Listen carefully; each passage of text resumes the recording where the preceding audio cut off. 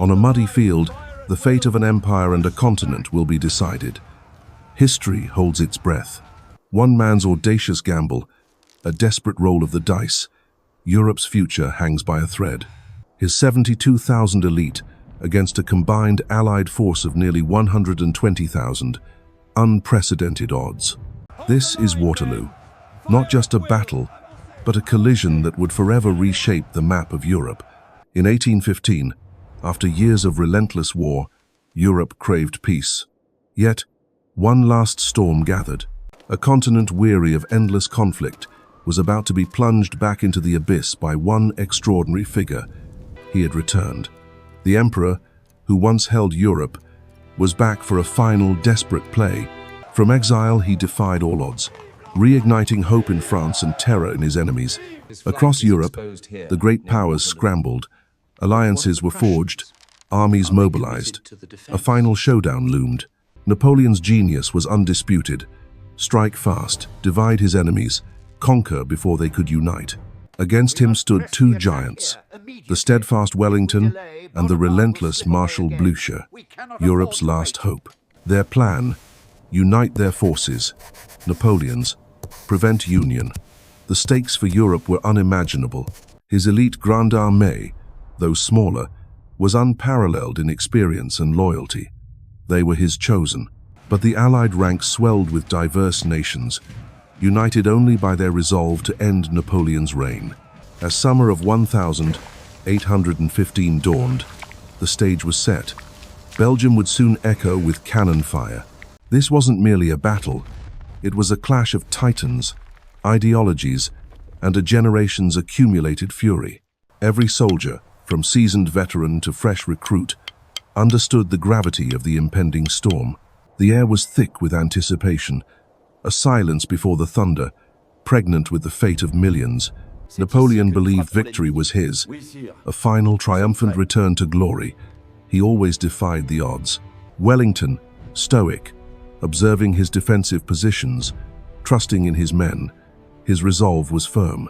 Join us into the heart of this epic confrontation, minute by minute, move by desperate move. This is the story of 72,000 versus 120,000, a battle that shook all of Europe.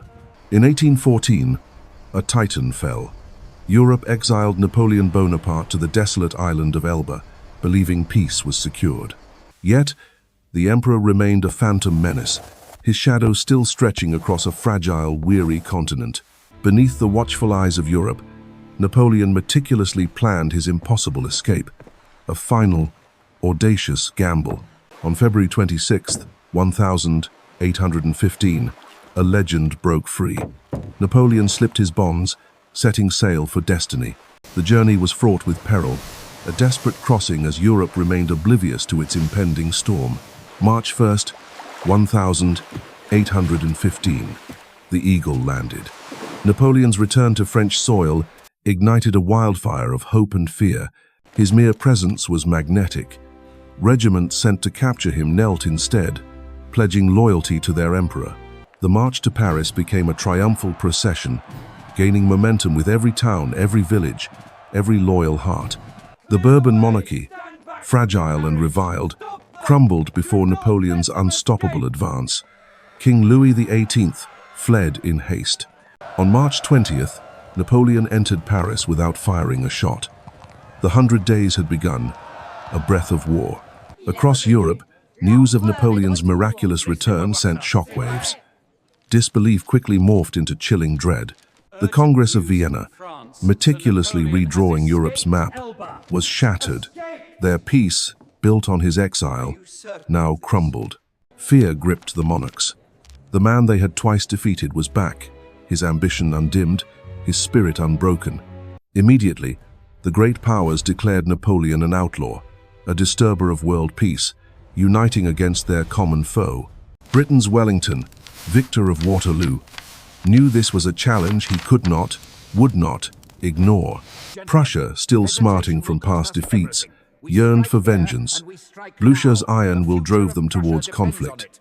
Even Austria, Napoleon's former ally by marriage, moved to mobilize, driven by the imperative of stability. From the east, Tsar Alexander I readied his formidable armies, determined to crush the resurrected threat. The Seventh Coalition was born, an alliance forged in desperation, uniting Europe against the specter of French dominance. Meanwhile, Napoleon, with astounding speed, set about rebuilding France's shattered army. Time was his most precious commodity. The French people, too, were divided. Relief at his return, yet dread of another costly, endless war. Europe was weary of war, exhausted by 2 decades of relentless conflict and the constant threat of French expansion. But the greater fear was Napoleon himself. His return threatened to unravel all progress towards lasting peace.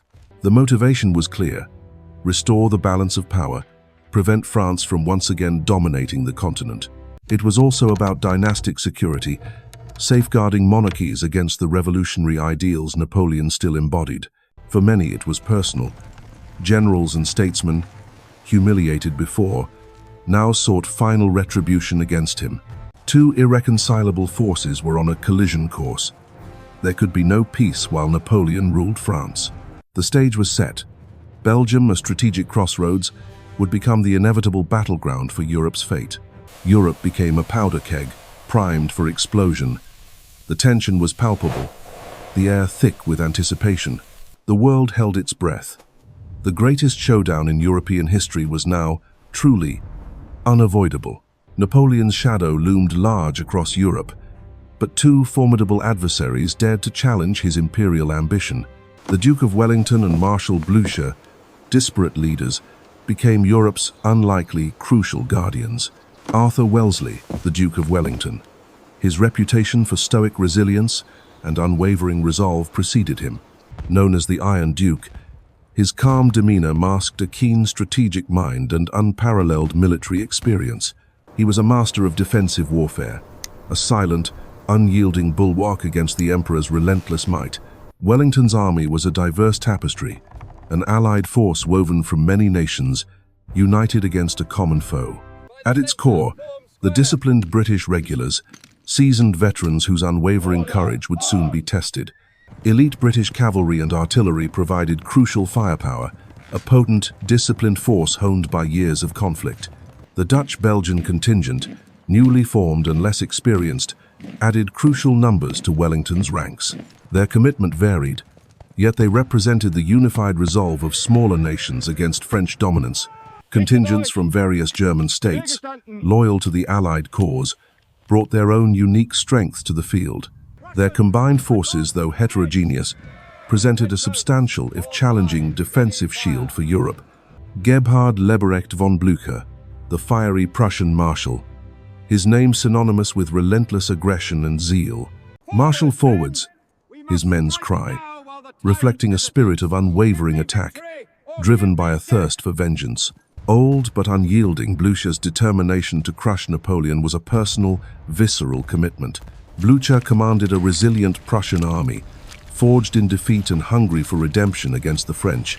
Though many were new recruits and militia, the Prussian fighting spirit, honed by experience, was indomitable. Their discipline, coupled with Blücher's aggressive leadership, made them a formidable, relentless offensive force. Belgium, a crucial buffer, became the stage for the impending clash, strategically vital for both sides. Wellington's allied forces were positioned to cover Brussels, extending westward, ready to pivot. Blücher's Prussians, positioned further east, aimed to protect the route to their homeland yet remain ready. A calculated risk. A gap existed, but their plan hinged on rapid convergence to face Napoleon's onslaught. The plan was precarious. 2 separate armies, relying on precise coordination to unite against a single enemy.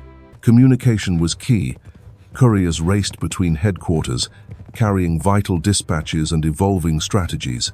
Despite their differences, a solemn promise of mutual support solidified their fragile, desperate alliance. They prepared to face the French Colossus, a single, unified force, with overwhelming numerical and tactical superiority. Napoleon, moving with characteristic speed, sought to divide and conquer, striking between the Allied armies. Every decision, every troop movement, was a move in a high-stakes chess game, life and death balanced precariously. The air crackled with anticipation, Europe held its breath, awaiting the first decisive shots of a monumental conflict. The stage was set. Two unlikely guardians, with their diverse armies, stood ready against the Emperor's final gamble. 1815. Europe holds its breath. Napoleon, returned from exile, gambles everything on a lightning strike. His strategy: prevent the Allied armies, Wellington and Blücher, from uniting their formidable strength. The Emperor's genius demanded speed, decisive action, and an iron will from his veteran Grande Armée. Against him, the formidable Duke of Wellington and the fiery Prussian Field Marshal Blücher stood. The fate of empires hinged on these crucial opening moves. The stage was set for devastating conflict. Napoleon's vanguard spearheaded into Belgium, aiming for the strategic crossroads of Quatre Bras. His audacious plan: drive a wedge between the British and Prussian armies, defeating them individually. Blücher's Prussians, keen for revenge, were concentrated around Ligny, ready to engage the French. Wellington's multinational force, stretched, was converging towards Quatre Bras, unaware of imminent threats. Two battles would unfold almost simultaneously, a testament to Napoleon's daring, audacious strategic mind. June 16, 1815. The sun rose on a day that would decide the fate of nations. Near Ligny, Napoleon unleashed his artillery, signaling the start of a brutal, unforgiving engagement. Blücher's Prussians, though outnumbered, fiercely held their ground, refusing to yield an inch. The villages of Ligny and Saint-Amand became bloody focal points, changing hands repeatedly. French columns, led by relentless generals, pressed forward with characteristic aggression and unwavering courage. The air was thick with gunpowder and screams, a symphony of destruction echoing across the fields. Blücher himself led cavalry charges, inspiring his men with his indomitable spirit and raw courage. His personal bravery galvanized the Prussians, turning Ligny into a desperate, ferocious fight for survival. Napoleon watched, confident his superior numbers and tactical acumen would eventually prevail over the Prussians. Despite heavy casualties, the Prussian lines bent but did not snap, displaying incredible resilience. The relentless French cannonade pounded the Prussian positions, slowly grinding down their stubborn resistance. Every inch of ground was contested, paid for in blood and sacrifice by both sides that day. As night fell, Blücher ordered a strategic retreat, narrowly avoiding complete annihilation from the French army. Napoleon had achieved a victory. The Prussians were beaten, seemingly driven from the field. Yet, this triumph was incomplete. The Prussians were bruised, not broken. Their fighting spirit endured. Crucially, Blücher retreated north, towards Wavre, maintaining communication with Wellington's scattered forces. Napoleon, misled about their direction, believed the Prussians were out of the immediate fight. A costly miscalculation. While Ligny raged, another vital struggle unfolded at the strategic crossroads of Quatre Bras. Here, Marshal Ney, Napoleon's bravest of the brave, faced Wellington's assembling forces. Wellington, slowly concentrating his scattered army, was caught off guard but reacted swiftly. French cavalry launched repeated, furious assaults, attempting to break the British and Allied lines. The Allied forces, though outnumbered initially, stood firm against overwhelming French pressure and charges. Key defensive positions, like the farmhouse of Gémioncourt, became vital bastions against the French onslaught. Reinforcements slowly arrived, including the famed Scottish Highlanders, bolstering Wellington's desperate defense. Wellington's calm presence and tactical acumen were crucial, inspiring his men to hold their ground. Ney's persistent but uncoordinated attacks failed to dislodge the stubbornly entrenched Allied defenders. The crossroads became a meat grinder, claiming lives from both sides in fierce, desperate close-quarters combat. As darkness descended, the battle stalemated. Wellington's forces had held, preventing a strategic breakthrough. Yet, the news from Ligny reached him. Blücher's retreat meant Wellington must now fall back. The Allies retreated, but in a coordinated move, converging north, away from Napoleon's perceived trap. Napoleon believed his opening gambit had succeeded, dividing his enemies. He was tragically mistaken. A lack of decisive pursuit allowed the Prussians precious time to regroup, crucial for what was to come. The stage was now set, not for Napoleon's decisive victory, but for a final epic confrontation. The fateful fields of Waterloo awaited. Europe's destiny hung precariously in the balance. June 18th, 1815. A fateful morning dawns over Belgium, shrouded in mist and uncertainty. The previous night's deluge has turned the battlefield into a quagmire, delaying Napoleon's plans. But the Emperor's resolve remained unbroken. Victory, he believed, was within his grasp. 72,000 French soldiers, poised for their final desperate gamble against a united Europe. Napoleon's plan, a brutal, direct assault, breaking Wellington's center and splitting his forces. He aimed to exploit any weakness, concentrating overwhelming power against key Allied strongholds. Every man knew the stakes. This was not just a battle, it was the destiny of an empire. Precise orders were given, outlining the initial barrages and the relentless infantry advances to come. Across the valley, Wellington's ingenious defense waited. His chosen ground was paramount. He had carefully selected the Mont Saint-Jean ridge, using its contours to conceal his troops. This strategic concealment offered vital protection from French artillery and cavalry charges. Wellington's genius lay in maximizing terrain advantages, forcing Napoleon to fight uphill. Two bastions anchored Wellington's flanks, the fortified Hougoumont farm to the west. A vital strongpoint, Hougoumont was garrisoned by elite British guards, Prussians and Nassauers. Napoleon saw it as a diversion, ordering a probing attack to draw in Wellington's reserves. But the diversion soon erupted into a brutal, prolonged struggle, consuming vast resources. For hours, French infantry would smash against its walls, met with unwavering, fierce resistance. Hougoumont became a crucible, a symbol of Allied tenacity against overwhelming French assaults. To the east, La Haye-Sainte, a smaller farm, controlled the crucial Genappe-Brussels road. Garrisoned by the King's German Legion, its defense was paramount to Wellington's center. Losing it meant exposing Wellington's main line, risking a catastrophic breach and collapse. Its defense, though less dramatic than Hougoumont, was equally critical for the Allied survival. Around 11:30 a.m., the ground trembled. Napoleon's thunderous artillery barrage began. Cannonballs tore through the air, crashing into the Allied lines, testing their resolve. Wellington's hidden positions offered some protection, but the psychological toll was immense. Then came the first wave. d'Erlon's I Corps, in huge columns, marched towards the ridge. The fighting at Hougoumont intensified, a desperate close-quarters melee for every garden wall. French engineers desperately tried to breach the gates, only to be repulsed by fierce defenders. Wave after wave of French infantry broke against the farm's impregnable walls, dying in droves. The defenders, though outnumbered, fought with astonishing courage, holding their crucial ground. Fire engulfed parts of the farm, yet the garrison refused to yield, battling through flames.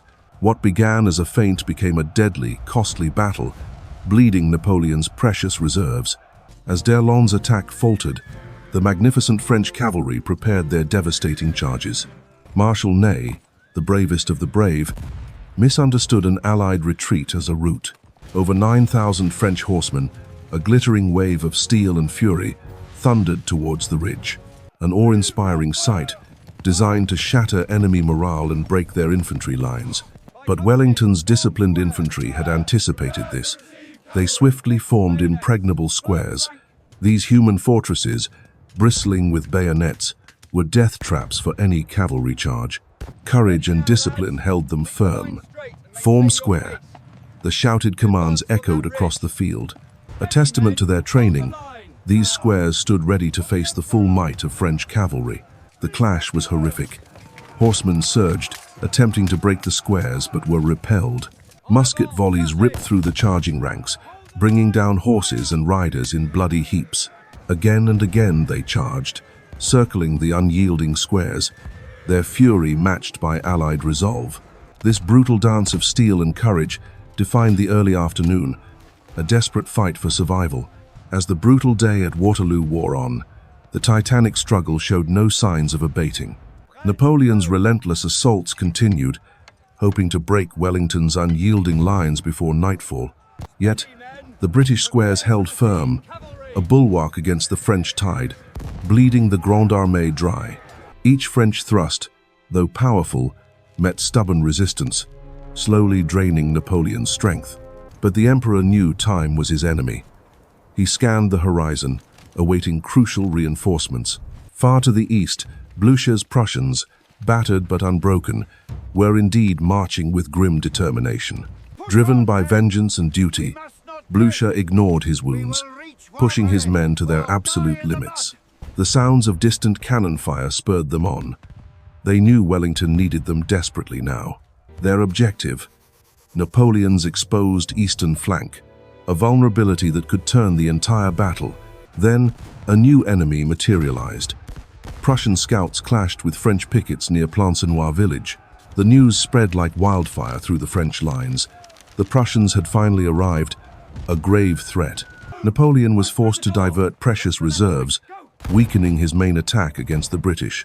The battle for Plancenoit ignited into a ferocious, close-quarters struggle, a brutal delaying action. Every house, every garden became a fortress, a testament to the desperate, bloody fighting for control. The Prussian arrival was more than a flank attack. It was a hammer blow, splitting his attention. Wellington's men, hearing the distant roar of battle from the east, knew aid was finally at hand. A surge of hope invigorated the weary defenders, strengthening their resolve to hold their ground. The tide began to turn, subtly at first, then undeniably, as Prussian pressure mounted relentlessly. Napoleon's army, already exhausted, found itself caught in a brutal, vice-like pincer movement. Confusion and despair began to ripple through the French ranks, their resolve starting to waver. Blücher's cavalry, fresh and ferocious, poured onto the field, striking deep into the French flank. The French fought with incredible bravery, but the momentum had shifted, now decisively against them. With his flank crumbling and British lines holding, Napoleon faced an agonizing, impossible choice. Only one option remained: his ultimate gamble, the legendary, undefeated Imperial Guard.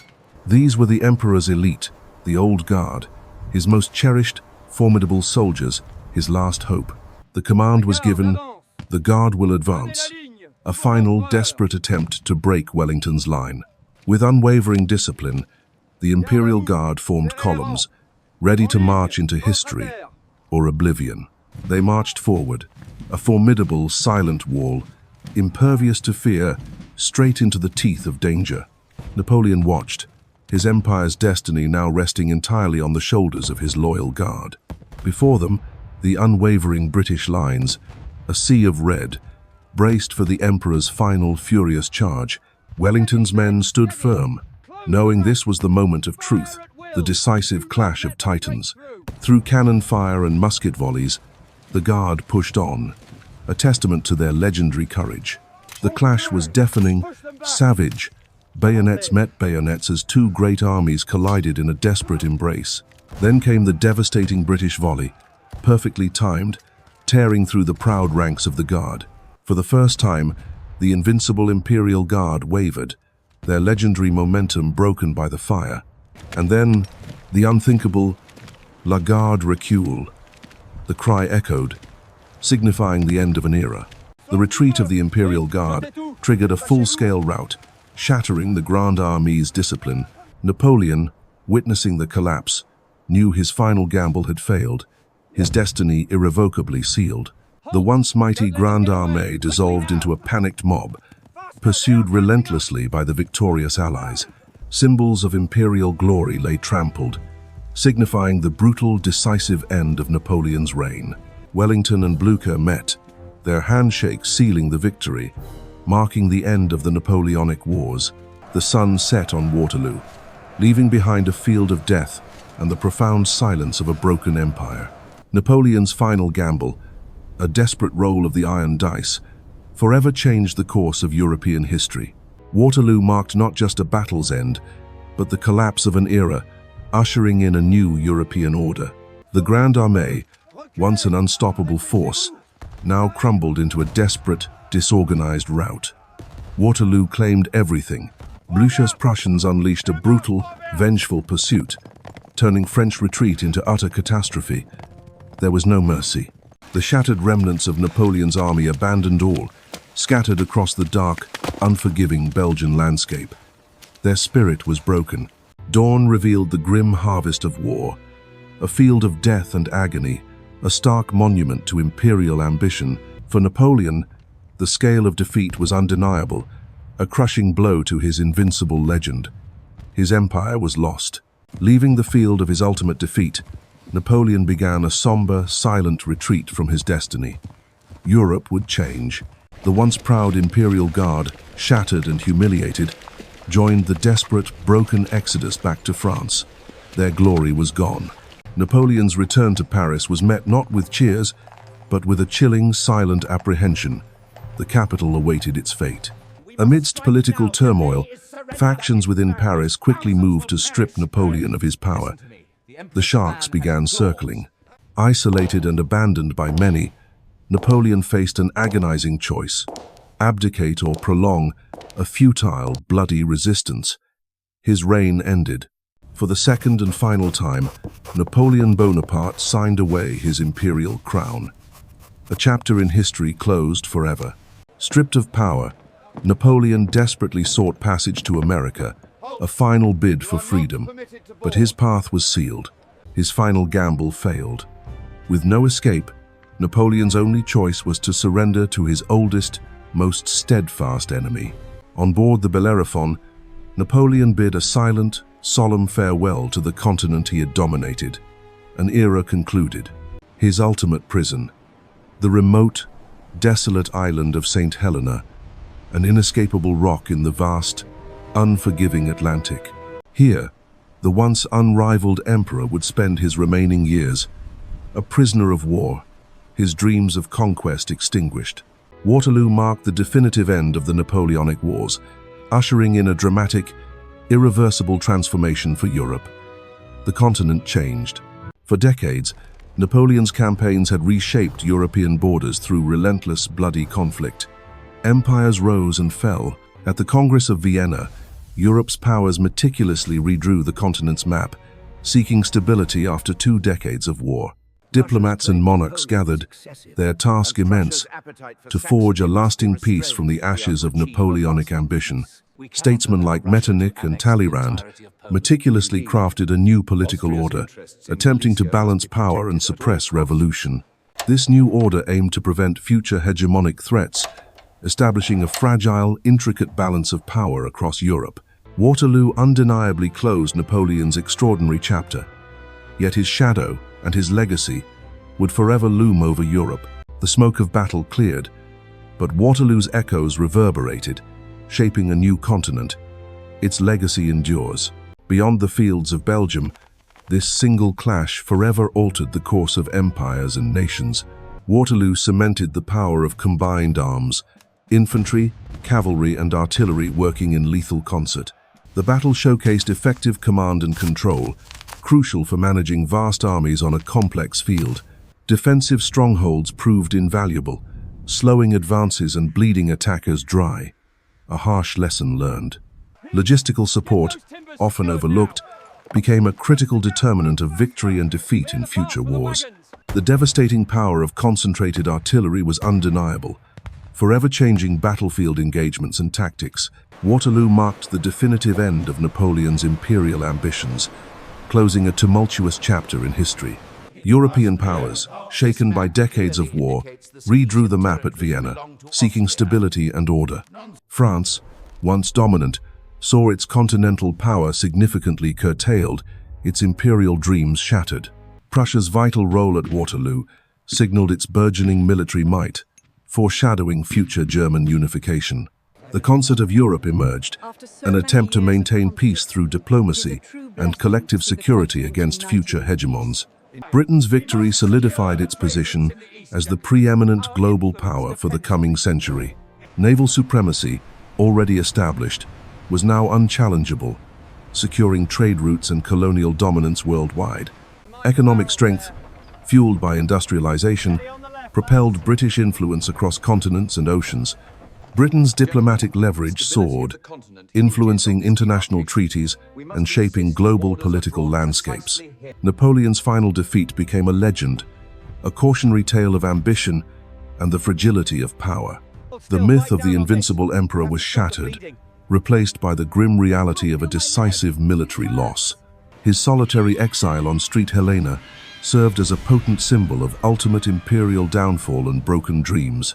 Across Europe, the news sparked both relief and apprehension, permanently reshaping the continent's collective psyche. Waterloo profoundly influenced emerging national identities, forging stories of heroism, sacrifice, and resilience. The clash became a timeless study in military genius, analyzing decisions that swayed the fate of nations. Ultimately, Waterloo stands as a stark reminder of history's cost, shaped by immense sacrifice and valor. Thus concludes our epic journey into the Battle of Waterloo, a conflict forever etched in the annals of history. Its monumental significance reshaped a continent, ushering in a new era for Europe after Napoleon's final stand. Waterloo stands as an eternal testament to unwavering human courage, even amidst the most brutal, unforgiving chaos. It showcased both the profound brilliance and devastating blunders of military strategy on an unprecedented scale.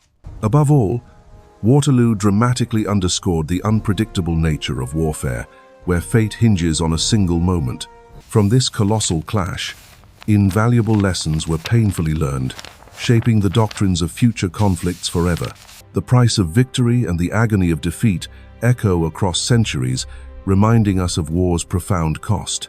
From common soldiers to legendary commanders, Waterloo forged heroes whose names resonate through time. The enduring legend of Waterloo continues to captivate the keenest minds of historians worldwide. Its dramatic narrative and profound impact enthrall enthusiasts, ensuring this epic story will never fade. Join us again at a leading analysis channel for more epic histories and unparalleled deep dives into the past. If you found this analysis insightful, please hit the like button to help our channel grow. Share your thoughts in the comments and subscribe for future cinematic historical documentaries unlocking more knowledge. Your continued support powers our journey, allowing us to resurrect the compelling sagas of history's greatest battles.